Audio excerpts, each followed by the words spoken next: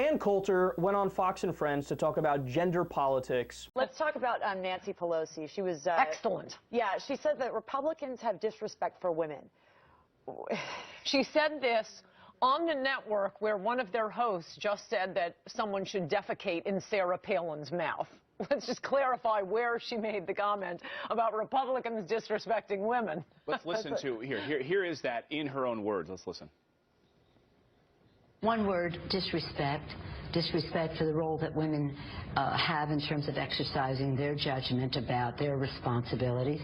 Disrespect for women in the workplace by not passing equal pay for equal work, pay equity, without raising the minimum wage. 62% of the people who make the minimum wage are women, without valuing the time of women with paid sick leave. So why doesn't she just say abortion? That's what she's talking about. Why does anybody ever use that word out loud? Like, if it's such a great thing, then why not use the word? Right. Isn't that curious? The series of euphemisms. You know what else that it is related to? Series of euphemisms for the word liberal.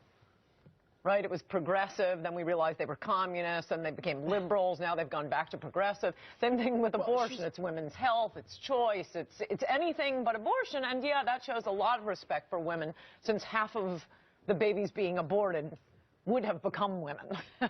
Well, she's also addressing, and I've heard her comment about this, which is what the GOP are doing to outreach for women and having seminars and trying to engage with women better than they did during the last election time, and she has addressed that. Is that what she's partially addressing here, the GOP's trouble with women? I am curious about how that leaked. It does sound a little bit dorky on the part of the Republicans. We're going to have seminars on how to talk to women. But isn't that like the perfect Republican solution? Yeah. Let's have seminars. Yeah. It's sweet but dorky, yeah. Yeah, and by the way, Republicans don't have a problem with women, as I'm sure you guys know, the audience may not. They have a problem with unmarried women. Right, that's right. Who think, no, we don't need national defense, we need our birth control paid for. And why? Because single women look at the government as their husbands. Please provide for me. Please take care of daycare and health You're not in that category. Some of us are aggressive right-wingers. Ann Coulter. Wow. Where do I begin? I love how she just admits, no, the Republicans don't have a problem with women, just unmarried women. And they don't count as women. I believe unmarried women are women as well. And also, you have to understand, everything about Sandra Fluke and about birth control, it's all fiction.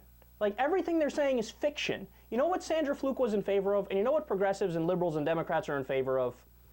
People's insurance companies, which we pay into with our premiums, the insurance companies covering birth control.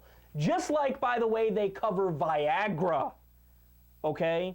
But they change the issue and they say, Sandra Fluke wanted the taxpayer and the government to pay for her birth control pills. Not true. She wanted her insurance company, who she paid into with her premiums, to cover the birth control. Simple as that. There's no mooching here. There's no being a parasite. There's no forcing somebody who has a moral objection for them to pay for it. That is utter nonsense. It's totally made up. Now, to the other points here. This is an old Republican trick. What they'll do is they'll isolate a clip of, like, Bill Maher making a joke about Sarah Palin that they think is offensive. They'll say, there's the real war on women. Bill Maher said something that makes me feel slightly uncomfortable. There's the real war on women. Martin Bashir said something about one woman, Sarah Palin, specifically her, that made me feel so uncomfortable. They're attacking all women by talking specifically about one woman. I mean, no, you want to know why progressives and Democrats and liberals say that there's a war on women from the Republican Party? Because there is a war on women from the Republican Party. It's not my opinion that that's the case. It's the reality. So let me explain. The Republicans voted against the Lilly Ledbetter Act. You know what that is? Lilly Ledbetter is a woman who was doing the same job as her male counterparts. She got paid significantly less. They tried to hide that from her. When she eventually figured it out, she said, "This is bullshit. I'd like my pay, please." So she sued for it. The court ruled against her, and then President Obama heard about her story, and he was so moved by it that he passed a law that made it easier for women to sue and have legal action in order to get pay that they're getting less compared to their male counterparts. The Republicans voted against that. In other words, they're saying, yes, if you do the same work as men, Sorry, just take the less money and accept it, okay? That's one example of a war on women. Second example of that, they filibustered an act that goes even further than Lilly Ledbetter and just flat out mandates and punishes if you don't do it. It mandates equal pay for equal work, where women doing the same job as men, they need to get paid the same amount of money. They filibustered it. Said, no. If a woman makes less, she deserves less. So just, that's it. That's the end of the conversation. Gee, I wonder why women are upset at Republicans. Could it be because they're saying, make less than men and accept it? Yeah, I'm pretty sure that's why. But I'm not done yet. The point Nancy Pelosi made was fantastic as well when she said they're against raising the minimum wage. 62% of minimum wage workers are women. That's a woman's issue right there. Nancy Pelosi is correct. How about the fact that the Republican Party is against sex education, against contraception, even the morning after pill?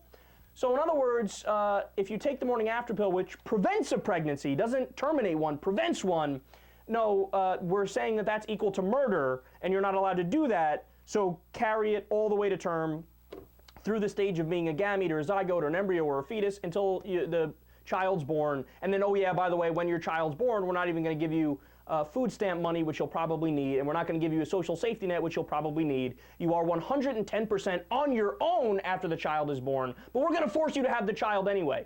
Gee, I wonder if there's a war on women.